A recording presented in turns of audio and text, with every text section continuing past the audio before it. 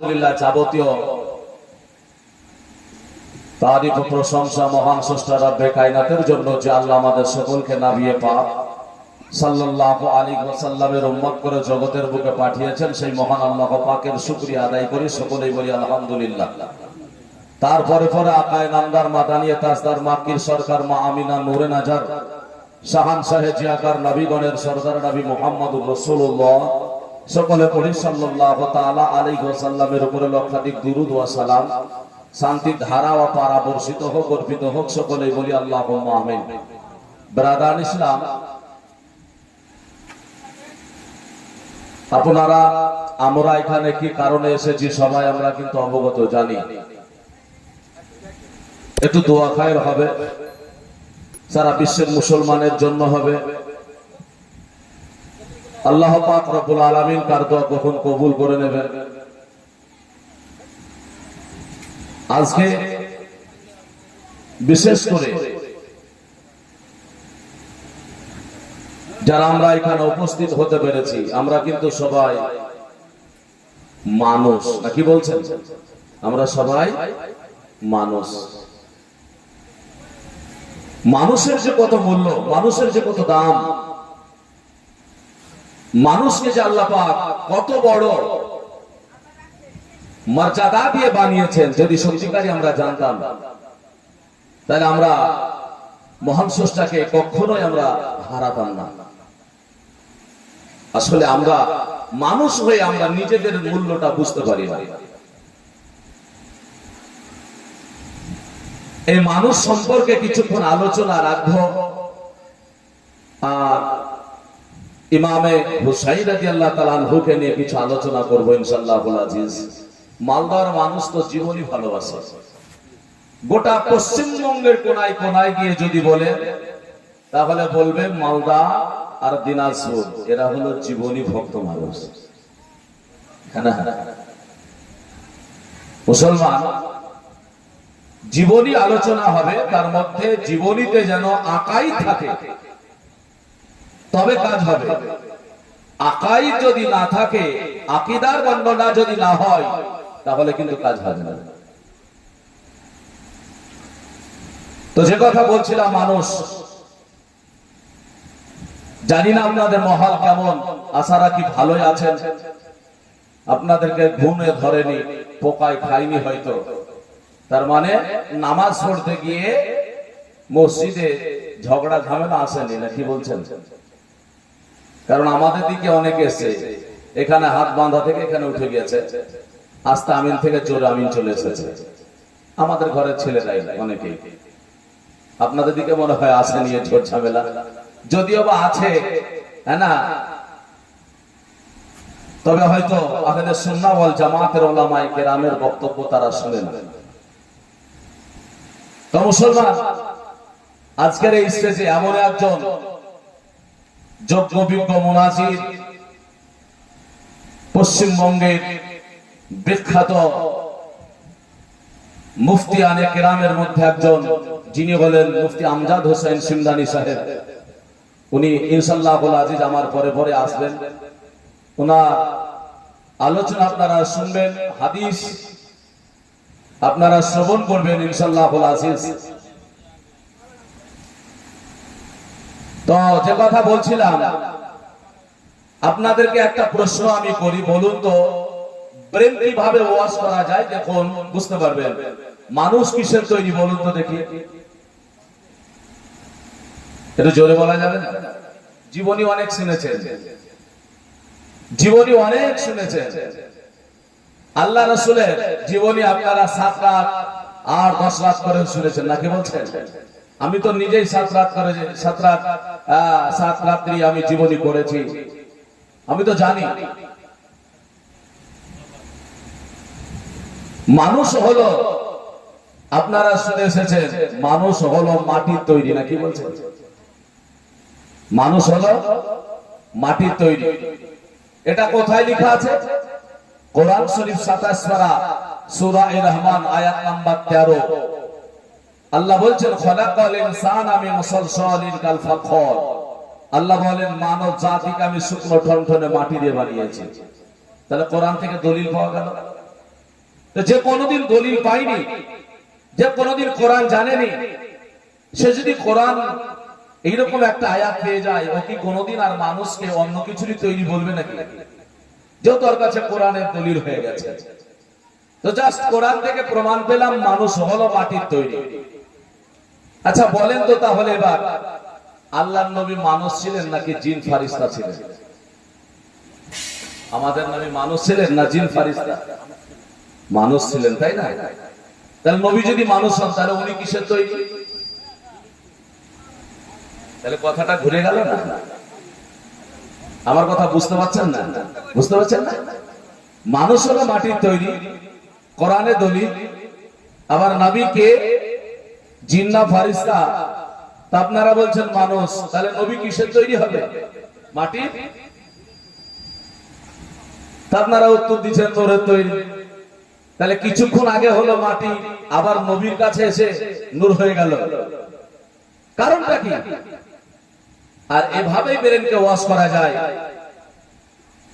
আপনি হাজারো যদি বলে যান নবী নূর, নবী নূর, নবী নূর, নবী নূর, আর শিক্ষিত ছেলে যদি কেউ থাকে, ওকে যদি কোরআনের দলিলটা দিয়ে যায়, আর এই কোরআনের দলিলটা যদি পেয়ে যায়, আপনারা হাজারো কথা আর শুনবে না, যেহেতু ওর কাছে কোরআন দলিল হয়ে গেছে। নাকি বলছেন? আর আপনার কাছে নবী যে নূর, এই দলিলটা আপনি আনতে পারছেন না, যেহেতু মানুষ মাটি। এর জন্য আমাদের সমাজে কিছু গুণ ধরে গেছে।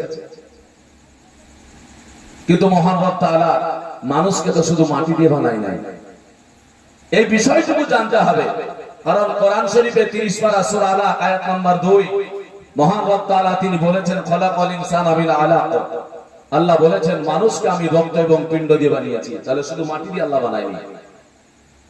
আবার আল্লাহ রব তাআলা তিনি জানিয়েছেন মানুষকে আমি নুতফা নাপাক বীর্য দিয়ে তৈরি করেছি। আবার আল্লাহ পাক রব্বুল আলামিন হযরত হাওয়া রাদিয়াল্লাহু তাআলা আনহার কাছে গিয়ে জানিয়ে দিয়েছেন হাওয়া তিনিও মানুষ, কিন্তু তিনাকে হাড্ডি দিয়ে বানিয়েছেন। তাহলে মানুষ শুধু মাটির তৈরি এটা কিন্তু নয়। আর ওনারা এটাই কিন্তু বোঝায় যে কোরআনের দলিল মানুষ হলো মাটির তৈরি, আর আয়াতগুলো তারা পড়ে না, বলে না। এর জন্য সমস্যা। আর তাদের জন্য কি হবে? কোরআন শরীফ সূরা বাকারা আয়াত নাম্বার 26 মহান রব তাআলা তিনি বলেছেন ইউদিল্লু বিহি কাসীরা ওয়া ইয়াহদি বিহি কাসীরা ওয়া মা ইউদিল্লু বিহি ইল্লাল ফাসিকিন। জানেন আপনাদের সমাজ, আপনাদের এলাকায় যুব সমাজ কি অবস্থায় আছে? কোরআন তেলাওয়াত করা মানুষ একটা গ্রামে কয়জন পাওয়া যাবে আপনাদের? আমার শুনতে খারাপ লাগছে কথাগুলো? একটু বলেন তো দেখি, আপনাদের গ্রামে কোরআন তেলাওয়াত করা মানুষ কয়জন পাওয়া যাবে? কোরআন শিখেছে? আমি আমার অভিজ্ঞতার কথা আমি বলছি। আমার বাপজিদের বয়সের এরকম মানুষ যারা বিগত দিনে চলে গিয়েছে আর কিছু আছে, তাদের মধ্যে আগে দেখতাম মসজিদে ফজরে নামাজ পড়ে কোরআন পড়তো। আপনারা দিকে ছিল মনে হয়, আগে পড়তো এগুলো কোরআন, এখন আর নাই। তাহলে আগামী দিন আপনার দোয়া কে করবে? কিন্তু আমরা বলছি দোয়া উঠে যাচ্ছে। আসলে দোয়া উঠে যাচ্ছে না, কোরআন তেলাওয়াত করালো মানুষ উঠে যাচ্ছে। ও তো দোয়া জানে না, তো কি করবে? তাহলে আগামী দিনে কোরআন তেলাওয়াত করা মুসলমান আমরা, কোরআন তেলাওয়াত করা মানুষ নাই আমাদের। যে আল্লাহর বাণী কোরআন, সেই কোরআনকে ঘরে তেলাওয়াত করব, বাড়িতে সেই মানুষটা খুঁজে পাওয়া যায় না। এর চাইতে বড় আফসোসের কথা কিছু আছে? আমি হাজার হাজার টাকা দিয়ে কনভেন্টে একাডেমিতে মিশনে পড়িয়ে আমার ছেলেদেরকে আমি মাস্টার, ইঞ্জিনিয়ার, প্রফেসর, হাকিম, উকিল, ডাক্তার বানিয়েছি, কিন্তু আমার ছেলেটাকে আমি যোগ্য বিজ্ঞ একজন কোরআন তেলাওয়াতকারী বানাতে পারিনি। আলেমে দ্বীন হতে হবে না, মুফতি হতে হবে না, পীর হতে হবে না, একটা শুদ্ধভাবে কোরআন তেলাওয়াত করা যদি বাচ্চা পাওয়া যেত, একটা ছেলে পেয়ে যেত, তাহলে তো হতো। তাহলে সেগুলো আমাদের কাছ থেকে না। এটা বড় আফসোস। এটা আমাদের ধর্মের একটা ঘৃণার চোখে দেখবে মানুষ যে মুসলমান কিন্তু কোরআন তেলাওয়াত করা মানুষ নাই। তাহলে এক গ্রামে যদি ভোটার থাকে 1500 2000, আর সেখানে যদি 100টা কোরআন পুরুষ মানুষ যদি কোরআন তেলাওয়াত করা না থাকে, এর চাইতে আর ঘৃণার কিছু আছে? কাকে শিক্ষা দেব? কাকে শোনাবো? কি জীবনী শোনাবো বলুন? আমরা আজকে শুনে শুনে আমরা সব ধ্বংস হয়ে গেছি, আনতে পারিনি। মুসলমান এর জন্য আকীদার কথা থাকা উচিত। আল্লাহ নবী সাল্লাল্লাহু আলাইহি সাল্লামও জানিয়েছেন। তবে যে কথাটা বলছিলাম, মানুষ মাটির তৈরি শুধু এমনটা কিন্তু নয়। আল্লাহ পাক মানুষকে শুধু মাটি দিয়ে বানায় নাই, রব তাআলা তিনি জানিয়েছেন, শোনো, এক কোরআন পাক, সেই কোরআন পাকে তুমি খুলে দেখো যে আয়াতটা আমরা নবীকে নূর প্রমাণ করি, সেই আয়াতটা দিয়ে নূর প্রমাণ করতে গেলে আপনাকে নূর নবীকে এই যে আয়াতগুলো আপনাকে দিলাম এগুলো দেখাতে হবে, আর তার সঙ্গে উক্তি যুক্তি আপনাকে দিতে হবে। যেমন আমরা বলি কোরআন শরীফ সূরা মাইদার 15 নম্বর আয়াতে আমরা জানিয়েছি কদ জাআকুম মিনাল্লাহি নূর। আমরা এই আয়াতে জানি নিশ্চয় আমার আল্লাহ রাব্বুল তাআলা তিনি জানিয়েছেন, বলে নিশ্চয় তোমাদের কাছে এসে গিয়েছে একটি নূর, জোরে বলি সুবহানাল্লাহ। আর নূর থেকে মুরাদ আমরা নবী সাল্লাল্লাহু আলাইহি সাল্লামকে বুঝিয়েছি, আমরা বোঝাই, কিন্তু আমরা এটা বুঝি না, এটা বোঝাই না, এটা আমরা জানতে পারলাম না যে নূর থেকে তো নবীকে বুঝালাম, কিন্তু মানুষকে যে আল্লাহ কোরআনে মাটি বলেছেন, রক্তপিণ্ড বলেছেন, নাপাক বীর্য বলেছেন, হাড্ডি বলেছেন, তাহলে হাওয়া রাদিয়াল্লাহু তাআলা আনহার জন্য হাড্ডি হলো, নাপাক বীর্য আমাদের হলো, কিন্তু নবীকে আমরা কি বলে বলবো? আমার আল্লাহ তাবারক ওয়া তাআলা বলছেন, তোমরা শোনো, উদাহরণটা শুনুন, বুঝে যাবেন। এই তো কয়েকদিন হলো ঈদের নামাজ পড়ে আপনারা ময়দান থেকে এসেছেন। আচ্ছা বলুন, সবাই তো নামাজি, কিন্তু সবাই কি মুক্তাদি ছিল? সবাই মুক্তাদি কিন্তু না, একটা ইমাম, বাকিগুলো। যদি এক সমাজে আপনি 1000 মানুষ নামাজ পড়েছেন, 500 নামাজ পড়েছে, তাহলে একজন কিন্তু ইমাম, বাকিগুলো সব মুক্তাদি। আল্লাহ বলছেন সারা পৃথিবীতে সমস্ত মানুষকে দিয়ে আলোচনা করো, মাটি যদি বলো আমি আল্লাহ তার উপরে নারাজ হই না, নাপাক বীর্য যদি বলো নারাজ হই না, রক্তপিণ্ড যদি বলো নারাজ হই না, কিন্তু আমার নবীকে যখন আলোচনা করবে, এক ইমাম যেমন মর্যাদা পেয়েছে, ওই রকম কোরআনে কোন নবীর জন্য আমি আলাদা করে বর্ণনা দিই নাই। আমি শুধু খাস নবীকে নিয়ে, আমার হাবিবকে নিয়ে বলেছি কদ জাআকুম মিনাল্লাহি নূর। আমার নবীকে নিয়ে আলোচনা যদি করতে হয়, আকীদা যদি রাখতে হয়, তাহলে নবীকে নূর বলে আকীদা রাখা, জোরে বলে সুবহানাল্লাহ। আর তা যদি না হয়, তাহলে ইমাম মুক্তাদি যেমন, সারা পৃথিবীর মানুষও তেমন হয়ে যাবে। এটা যদি আমরা এক ছাদের তলে এক জায়গায় নামাজ পড়ে যদি পার্থক্য বুঝতে না পারি, তাহলে এক আসমানের তলে জমিনের নিচে, এক আসমানের নিচে জমিনের উপরে, সারা পৃথিবীতে কোটি কোটি মানুষের মধ্যে নবীকে কি করে আলাদা করব? অতএব জ্ঞান বুঝার চেষ্টা করুন, জ্ঞান নিয়ে আসুন। চলুন সেই নবী পাক আলাইহিস সালামকে, এই নবীকে না চিনালে আমার ইমাম হুসাইনকে চিনা বড় মুশকিল হয়ে যাবে।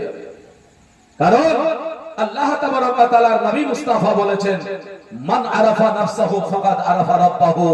যদি রব তাআলাকে চিনতে হয়, তাহলে নিজের নফসকে চিনে নাও। নিজের নফস যতক্ষণ পর্যন্ত তুমি চিনতে না পারবে, ততক্ষণ আমার আল্লাহকে তুমি চিনতে পারবে না। তা আমরা তো নিজেরা নিজেকে চিনতে পারিনি না, কি হচ্ছে? নিজেকে নিজে চিনতে পারিনি। কেন বললাম জানেন? এই কারণে আমরা মানুষ আমরা জানি না। আল্লাহ তাবারক ওয়া তাআলা বলছেন মানুষকে, তো রব তাআলা কোরআনে সূরা 3 এর মধ্যে বলছেন খলাকাল ইনসানা মিন খলাকাল ইনসানা লাকাদ খলাকনাল ইনসানা ফি আহসানি তাকওয়িম। লাকাদ খলাকনাল ইনসানা ফি আহসানি তাকওয়িম। সূরা 3 এ মহান তাআলা তিনি বললেন, বলে সারা পৃথিবীতে যত কিছু সৃষ্টি করেছি, তো বলছেন নিশ্চয়ই মানব জাতিকে আমি উৎকৃষ্ট আকৃতিতে ধারণ করেছি, সর্বশ্রেষ্ঠ জাতি করে মানব জাতিকে বানিয়েছি, জোরে বলে সুবহানাল্লাহ। 18,000 মাখলুকাতের মধ্যে শ্রেষ্ঠ জাতি হলো মানুষ। অতএব আপনারা তো মানুষ, নাকি বলছেন? আমরা সবাই মানুষ। তাহলে আল্লাহর সৃষ্টি জগতের শ্রেষ্ঠ হলো আমরা মানুষ, অথচ আমরা নিজেরা বুঝতে পারলাম না আল্লাহর সৃষ্টিকে। পৃথিবীতে কত কিছু আছে। আজকে Bharat, Pakistan, Iraq, America, Africa, সারা পৃথিবীর কোনায় কোনায় যে ভালো জিনিসটা আমরা দেখি, দেখার পরে বলি কত সুন্দর, কত সুন্দর, কত সুন্দর। কিন্তু আপনি ভেবে দেখলেন না, পৃথিবীতে এত সুন্দর আপনি যা দেখলেন, তার চাইতে নিজে যা আপনি সুন্দর, তার চাইতে ছোট গুণে আল্লাহ আপনাকে ভালো বানিয়েছে। অতএব আপনি আপনাকে চিনতে পারেননি, তো খোদাকে চিনবেন কি করে? আপনি তো পরকে চিনতে গিয়েছেন, নিজেকেই চিনতে পারেননি। মুসলমান, এর জন্য নিজেকে চিনুন। আমরা প্রত্যেকেই জানি আমরা অন্যায় করলে বুঝি, নাই করলে বুঝি না, কি বলছেন? আলু কিনেছেন 1 কিলো, আপনাকে যদি আলুওয়ালা 950 দেয়, আপনি কি নিতে চাইবেন? চোখের সামনে পড়ে গেলে 50 কমে গেছে, বুঝতে পারবেন না? তাহলে এতটুকু জ্ঞান আছে আপনার, আর আপনি যদি বলেন যে আমি তো কিছু জানি না গো, এগুলা হয়, আল্লাহ মেনে নেবে? তুমি ওখানে জানতে পারলে আর ধর্মের জায়গায় বলছো আমি জানি না, এটা হয়? কখনোই নয় মুসলমান। তো যাই হোক, আমার রাসূল সাল্লাল্লাহু আলাইহি ওয়াসাল্লাম বলেন এমনই একজন যে সারা পৃথিবীর মানুষ আমরা তওবা করলে জীবনের দিকে এগিয়ে যাচ্ছি, যে আমরা যখন তওবা করব তো রাসূলুল্লাহ সাল্লাল্লাহু আলাইহি ওয়াসাল্লামের ওসিলা নবীকে ধরে তওবা করব। জোরে বলি সুবহানাল্লাহ।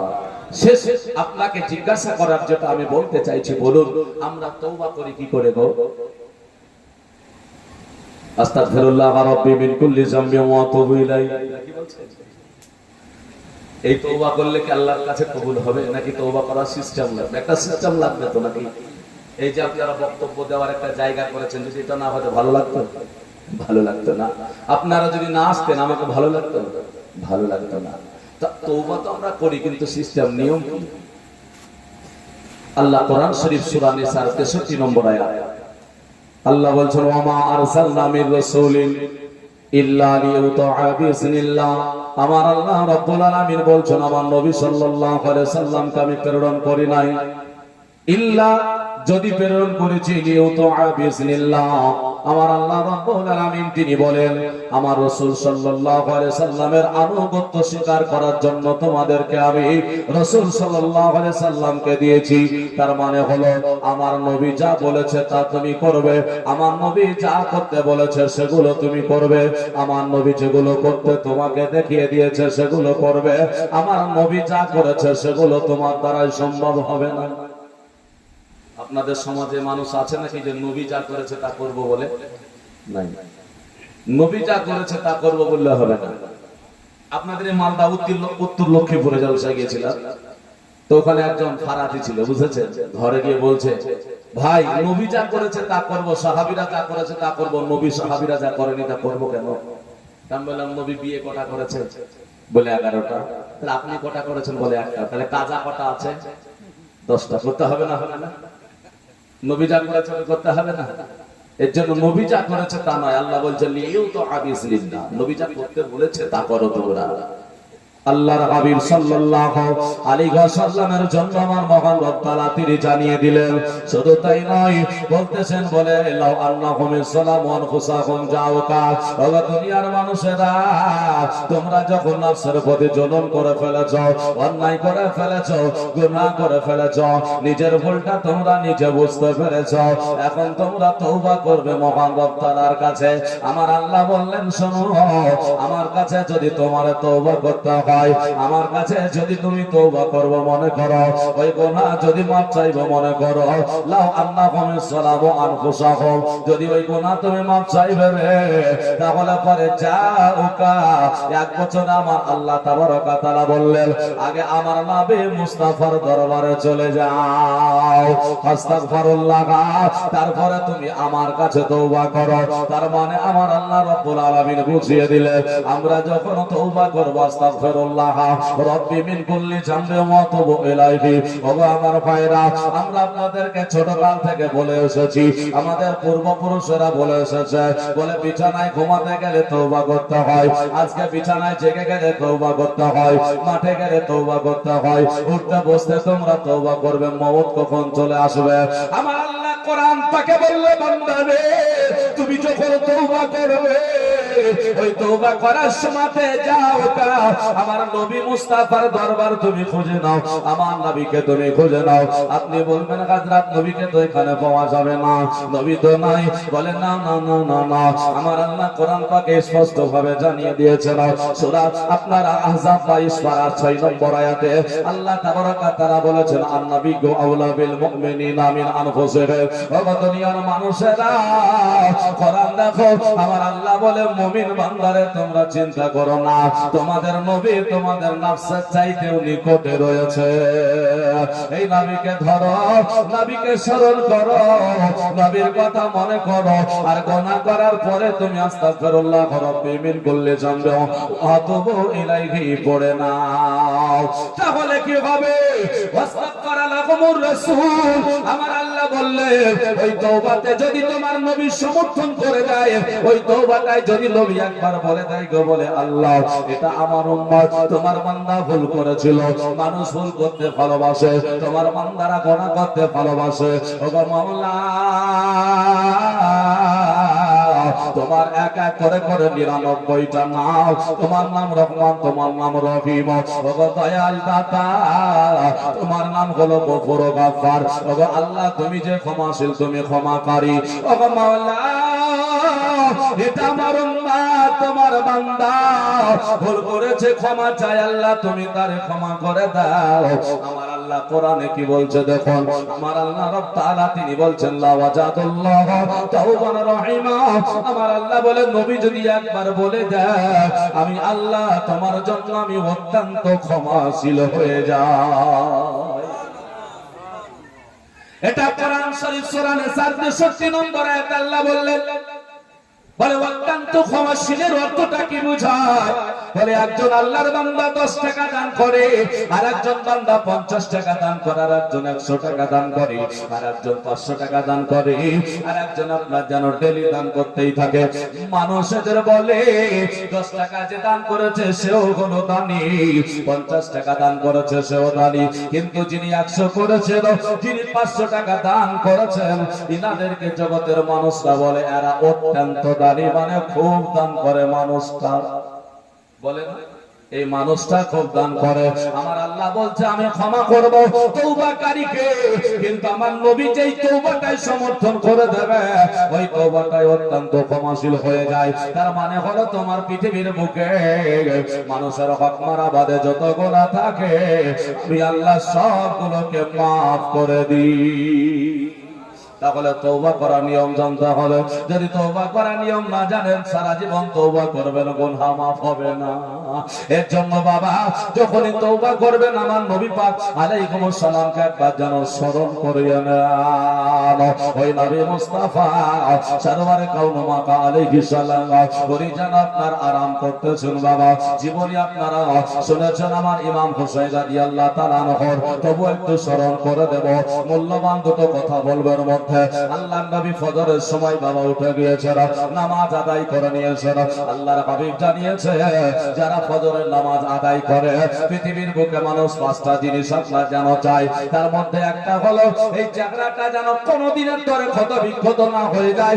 আমার হাতটা ভেঙে গেলে কোনো অসুবিধা নাই, কিন্তু চাকরা খারাপ হলে অসুবিধা আছে। আল্লাহর নবী বললেন, শোনো গো, তোমার চাকরা যদি ভালো রাখতে হয়, চাকরায় ক্ষত বিক্ষত যদি না হতে দেওয়া যায়, চাকরায় অ্যাক্সিডেন্টে ক্ষতি হয় না, এইরকম তোমার মানসিকতা যদি থাকে, তাহলে পরে তুমি ফজরের নামাজটা আদায় করো। বলে কেন?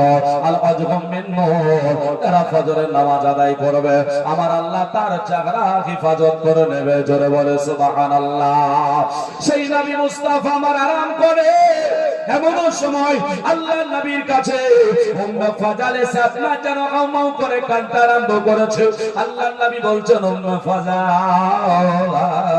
কাদা কেন করো, চোখের পানি কেন ঝরে রে, চোখের পানি কেন ঝরে? বলল উম্মে ফাজাল বলে, ইয়া রাসূলুল্লাহ, ইয়া হাবিবাল্লাহ, নবী গো, আপনার কাছে এসেছি। আজকে রাত্রিতে একটা স্বপ্ন দর্শন করেছি।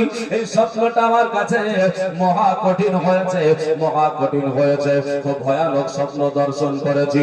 উম্মে ফাজালকে নবী আমার বলে, উম্মে ফাজাল বলো না, তুমি কি যেন স্বপ্ন দর্শন করেছো? উম্মে ফাজাল বলে, ইয়া রাসূলুল্লাহ, ইয়া হাবিবাল্লাহ, নবী গো, আমি রাত্রিকালে দেখলাম আপনার নূরানি বদন থেকে যেন কিছু অংশ আমার কোলে কেটে কেটে চলে আসতে আরম্ভ করেছে।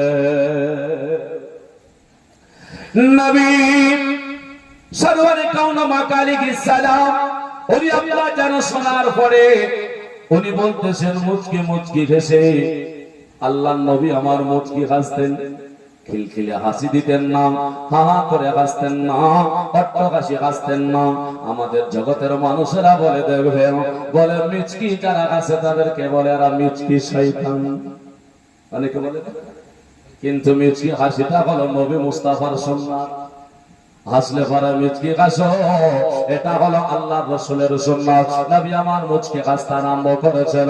আল্লাহর নবী যেমন মুচকি হেসেছেন, সঙ্গে সঙ্গে দাঁত দিয়ে নূরের জ্যোতি ঝলক দিয়েছে। উম্মে ফজল বলে, ইয়া রাসূলুল্লাহ, ওগো নবী গো, আপনি কেন আজকে আমাকে দেখে আমার কথা শুনে কেন মুচকি হাসলেন বলুন? উম্মে ফজল বলে, আজকে আপনি হাসার কারণটা আমাকে জানায়া দেন। আমার নবী বলছে, উম্মে ফজল, আজকে হাসলাম তার একটা কারণ, তুমি যা দর্শন করেছো এটা কোনো ভয়ানক স্বপ্ন নয়, এটা একটা ভালো স্বপ্ন। তার কারণ বলতেছে, বলে কিছুদিনের মধ্যে তোমার কোলে আমার আল্লাহ রব্বুল আলামিন এমন একটা সন্তান তুলে দেবে যেটা হবে নওজওয়ানদের জান্নাতের সরদার। হযরত গণেরা খুতবা দেয় জুমা মসজিদে, যেই খুতবাটা দেওয়া হয় ওই খুতবার বইয়ে লেখা আছে সাইয়্যিদা আসবাবি আহলিল জান্নাহ, মানে হাসান আল হুসাইন রাদিয়াল্লাহু তাআলা আনহুমা সাইয়্যিদা আসবাবি আহলিল জান্নাহ। আল্লাহর নবী আমার জানিয়ে দিয়েছে হাসান আর হুসাইন হলো নওজওয়ানদের জান্নাতের সরদার। খুতবার বইয়ে উঠিয়ে দেখুন স্পষ্ট ভাবে লেখা আছে। বাবা মুসলমান আমার ভাইরা, নবী আমার বলছেন, উম্মে ফজল ওই জান্নাতি যুবকদের সরদার কোলে আসতেছে। উম্মে ফজল বলে, হুজুর আমাকে কথাটা খুলে খুলে বলুন। উনি বললেন, বলে শোনো, আমার আজকে যে কলেজার টুকরা হযরতে ফাতিমা রাদিয়াল্লাহু তাআলা আনহা, সেই ফাতিমার ঘরে আল্লাহ পাক রব তাআলা তিনি একটা সন্তান দান করবেন যার নাম হবে ইমামে হুসাইন, আর তোমার কোলে চলে যাবে, তুমি তারে কোলে নেবে, চিন্তা করো না। কারণ হলো আমি হতে হুসাইন আর হুসাইন হতে আমি। আমার আল্লাহ রব্বুল আলামিন আমাদের মধ্যে এমন একটা মেল দান করবে, সারা পৃথিবীর মানুষ যখন আমার হাসান রাদিয়াল্লাহু তাআলা আনহু আপনার কোমর থেকে অপর দিকটা দর্শন করবে, তারা মনে করবে আমার রাসূলুল্লাহ দাঁড়িয়ে আছে। আবার নিচের দিকে যখন দর্শন করবে, ওই মনে করবে আপনার জানো হযরতে নবী পাক আলাইহিস সালাম দাঁড়িয়ে আছে। অর্থাৎ বোঝা যায় হাসান হুসাইনকে দেখলে আমার রাসূলুল্লাহকে দেখা সবটা পাওয়া যায়। ওই হুসাইন রাদিয়াল্লাহু তাআলা পৃথিবীর বুকে আবির্ভাব হতে চলেছে, চিন্তা করো না। এই বলে যখন সুসংবাদ দিয়ে দিলেন, উম্মে ফজল বলে, নবী গো, তাই যদি হয় তাহলে তো কোনো অসুবিধা নাই, ভালো। আর যদি অন্য কিছু হতো, আমি তো ভয় করেছিলাম, আমি তো কান্না করেছিলাম, কারণ আপনি হলেন জান্নাতের মালিক, আপনি হলেন মহান, আপনি হলেন নেতা, আর আপনার শরীর থেকে গোশতের টুকরা বেরিয়ে আসবে আমি মানতে পারি না। ও আমার ভাইয়েরা, এইরকম করে আপনার যেন কিছুদিন পরে দেখা গেল আল্লাহ রাসূল সাল্লাল্লাহু আলাইহি ওয়াসাল্লাম আপনার যেন খবর পেলে মা ফাতিমা রাদিয়াল্লাহু তাআলা আনহা বলে, আমার ইমাম হোসেন রাদিয়াল্লাহু তাআলা আনহু যেন চলে এসেছে। উম্মে ফজল শুনিয়েছে, আপনারা জানেন হোসেন রাদিয়াল্লাহু তাআলা আনহুর জীবনে যদি 7 রাত্রি করে তবুও সুযোগ হবে না। তবে পয়েন্টগুলো আপনাকে বলে যাওয়ার জন্য বলছি। জীবনের মধ্যে একটা কথা শুনেছেন কিনা সেটা আপনাদেরকে বলে যাব। হযরত ইমাম হোসেন রাদিয়াল্লাহু তাআলা আনহু যখন পৃথিবীর বুকে আপনারা জানো আবির্ভাব হলেন, আমার নবী সাল্লাল্লাহু আলাইহি ওয়াসাল্লাম তিনার মস্তকটা আপনার জানো নাড়া করে দিয়া আপনার চুল একদিকে চাঁদি আর একদিকে করে 7 দিনের দিনে আপনার জানো আকিকা করেছিলেন। আর নবী নিজের থুতু মোবারকটা আমার ইমামে হুসাইন রাদিয়াল্লাহু তাআলা আনহুর জিহ্বা মোবারক দিয়েছেন। জোরে বলে সুবহানাল্লাহ। আমার ভাইরা, ও আমার মা খালারা, একবার লক্ষ্য করে দেখুন না কেন মুসলমানেরা আমার গো, ওই নবী পাক আলাইহিস সালামের আপনার জানো নামাজ ইমাম হুসাইন রাদিয়াল্লাহু তাআলা আনহু উনি যখন আস্তে আস্তে করে কোলে আছে। বাবা আপনারা দুটো কথা শুনেছেন জীবনে, জিজ্ঞাসা করব একটা কথা। আমার নবী যখন ওই হুসাইন রাদিয়াল্লাহু তাআলা আনহুকে নিয়ে খেলাধুলা করেছিলেন, আর ওনার ঘরে একটা ওনার সন্তান ছিল মারিয়া কিবতি, আর গর্ভে থেকে দুনিয়াতে জন্ম নেওয়া যার নাম হলো ইব্রাহিম। দুটো ছেলে খেলাধুলা করছেন, এই খবরটা আপনারা জানেন। কিন্তু খেলাধুলা করতে করতে হযরতে জিবরাইল আলাইহিস সালাম নবীর কাছে এসে হাজির হয়েছিলেন। বলে, হুজুর একটাকে চাই না, কি বলছেন? দুটোর মধ্যে আপনি যাকে দিতে চাইবেন একটাকে চাই। তো নবী পাক আলাইহিস সালাম বললেন, বলে আল্লাহর ইচ্ছা যেটা সেটা আল্লাহ তো নেবে না, কি বলছেন, কিন্তু আমাকে কেন? বলে হুজুর, আল্লাহ পাক আপনাকে এত পছন্দ করে যে আপনার ইচ্ছা মতো আপনি যাকে দিতে চাইবেন আমার আল্লাহ তাকে নেবে। আল্লাহ আমার নবীকে কত ভালোবেসেছে। তো আল্লাহর হাবিব সাল্লাল্লাহু আলাইহি ওয়াসাল্লাম তিনি কি বললেন? বলে তাই যদি হয় তো উনি চিন্তা করে দেখলেন আমার হুসাইন রাদিয়াল্লাহু তাআলা আনহুকে যদি আমি দিয়ে দিই তাহলে আমার বাড়িতে দুঃখ প্রকাশ করা মানুষ অনেক পাওয়া যাবে। কেন? হাসান ও হুসাইন রাদিয়াল্লাহু তাআলা আনহুমা ইনারা হলেন জান্নাতি ফুল। ফাতিমা রাদিয়াল্লাহু তাআলা আনহা তিনি কাঁদবেন, হযরত আলী রাদিয়াল্লাহু তাআলা আনহু তিনি কাঁদবেন, আমি দুঃখ পাবো, বাড়িতে আরো অন্যান্যরা দুঃখ পাবে। আর আমার বেটা মারিয়া কিবতিয়ার কাছ থেকে আসা এটা যদি দেওয়া যায় অতটা সবাই দুঃখ পাবে না। যেমন এই কথা ভাবনা নেওয়ার পরে আমার রাসূলুল্লাহ সাল্লাল্লাহু আলাইহি ওয়াসাল্লাম বলছেন, জিবরাইল আলাইহিস সালাম শোনো। বলে কি হলো? বলে আমার মহান রব্বুল আলামিনকে বলে দাও আমার আল্লাহ তাবারক ওয়া তাআলা জানো আমার বেটা ইব্রাহিমকে যেন ডেকে নেয়। জোরে বলে সুবহানাল্লাহ। তো বলছেন জিবরাইল সালাম, হুজুর আপনার নাতি থাকলে আপনার বেটাকে দিতে চাইলেন কেন? আপনার বেটাকে কেন দিতে চাইলেন? বলে শোনো। বলে কি বলো? আমার নবী পাক আলাইহিস সালাম বলে, ও জিবরাইল আলাইহিস সালাম শোনো, আমি এই কারণে দিতে চাইলাম। বলে কেন হুজুর? বলে তার একটাই হলো কারণ, অন্য কিছু নয়। বলে কিয়ামতের ময়দানে দেখার জন্য, আবার ইব্রাহিমকে দেখার জন্য মা স্বরূপ হইয়া হযরত হাওয়া রাদিয়াল্লাহু তাআলা আনহা থেকে যাবে। জোরে বলে সুবহানাল্লাহ। ও আমার ভাইয়েরা, ও আমার বাচ্চা মুসলমানেরা, তখন আবার জিজ্ঞাসা করা হয়েছিল, ও হুজুর গো, তিনি যদি আপনার জানো মা স্বরূপ হয়ে আপনার জানো থাকে তাহলে পরে আপনার জানো বাবা হয়ে থাকবে। আল্লাহ নবী আমার জানিয়েছে সেটাও চিন্তা করতে হবে না। আমার ইব্রাহিমের জন্য হযরত আদম নবী আলা আলাইহিস সালাম বাবা হয়ে থাকবে। জোরে বলে সুবহানাল্লাহ। আমার নবী মুস্তাফার সন্তানকে আমার নবী দিতে চেয়েছেন, তার কারণ হলো বলে আমি বেঁচে থাকবো আর আমার হুসাইনকে আমি দেখবো, কারণ হলো জান্নাতি ফুল। আর আমার বেটা থাকবে না। নবী জানতেন আমার বেটা দুনিয়াতে বেশি দিন থাকবে না, কারণ নবীর বেটাকে কেউ নবীর বাবা যেন বলে দেবে। এর জন্য যদি দিতে হয়, চলে যদি যেতে হয়, আমার বেটা যা, তবে আমার বেটা বাবা মার সেবা করার মতো, যত্ন নেওয়ার মতো আমার আল্লাহ তাদের খিদমতদার বানিয়ে দেবে। চিন্তা নাই, তবে হুসাইনকে আমি নবী দেখভাল করব। জোরে বলে সুবহানাল্লাহ। কতই না বাবা মহব্বত করেছে, কতই না বাবা ভালোবেসেছে ওই ইমামে হুসাইন রাদিয়াল্লাহু তাআলা আনহুকে। আপনার জানো রেখে বললেন আমার বেটাকে নিতে চাইলে কোনো অসুবিধা নাই, আমি নবী মুস্তাফা আমি যেন অনুমতি দিলাম। চিন্তা করো না গো জিবরাইল, আমার রব তাআলাকে তুমি জানিয়ে দাও। হযরত জিবরাইল আলাইহিস সালাম একা ঘুরে ঘুরে আমার আল্লাহ তাবারক ওয়া তাআলাকে যখন জানালেন, আমার আল্লাহ তাবারক ওয়া তাআলা জিবরাইল আলাইহিস সালামকে বলে, বাবা জিবরাইল আজকে তুমি তাহলে আমার নবীর মহব্বত দেখেছো, আমার নবীর ভালোবাসা দেখেছো। বলে কেন? আমার হুসাইনকে রেখে দিয়েছে। বলে হুসাইনকে কেন রাখলো?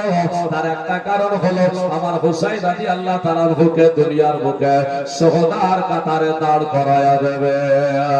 জগৎ দেখবে আমার হুসাইন শহীদ হইয়া দিন ইসলামকে জিন্দা করে দুনিয়ার বুকে মানুষকে শিক্ষা দিয়ে জানায়া দেবে। ইসলামকে যদি রক্ষা করতে হয়, ইসলামের মধ্যে যদি থাকতে হয়, তাহলে নিজের জীবন দিতে হবে আর ইসলামকেও রক্ষা করতে হবে। জোরে বলে সুবহানাল্লাহ। আল্লাহুম্মা সাল্লি আলা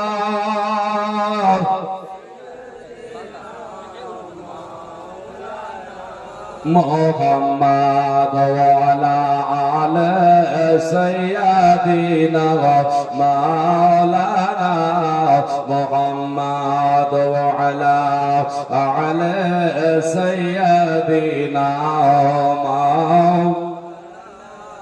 মোহাম্মদ সাল্লাল্লাহু আলা মুহাম্মাদিন মোহাম্মদ হরদম সবা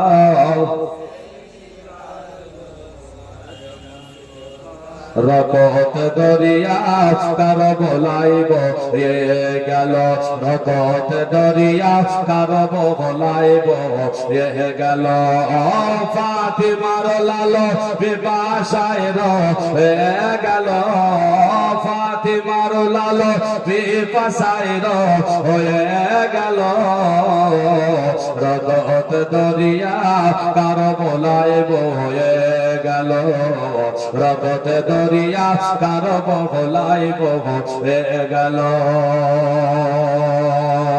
এ জি সৈন্য তীর মারে এ জি সৈন্য তীর মারে নিশান করে কলেতে আসগার তড়প তড়পতে থেকে গেল কলেতে আসগার তড়প তড়পতে থেকে গেল ফাতিমার লালো বিপাশায় রয়ে গেল ফাতিমার লালো বিপাশায় রয়ে গেল রকত দরিয়া কার বলাইব হয়ে গেল রকত দরিয়া কার বলাইব হয়ে গেল ও চন্দ্রনা সহ্য করা ও চন্দ্রনা ও চন্দ্রনা সহ্য করা আশা নয় তার বল বলে যে জ্বালা সরে গেল তার বলা বলে যে জ্বালা সরে গেল ফাতিমার লাল বিপাশায় রয়ে গেল ফাতিমার লাল বিপাশায় রয়ে গেল রকত দরিয়া তার বলাইব হয়ে গেল হাসিনাতের ঘর কাটিয়ানে জেরসে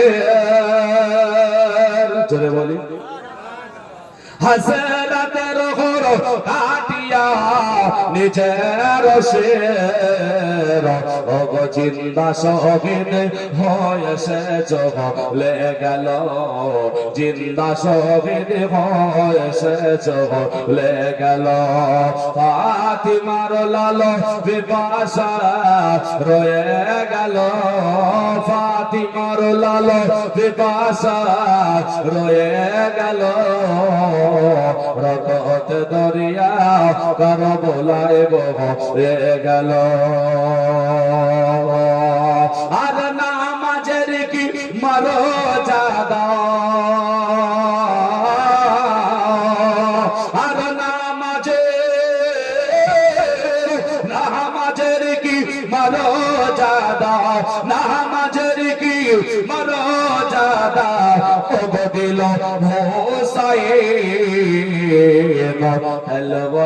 তেলবরির তলায় সে নামাজি পড়ে গেল মুসলমান নামাজের কি মর্যাদা দিয়েছে এই যে নামাজ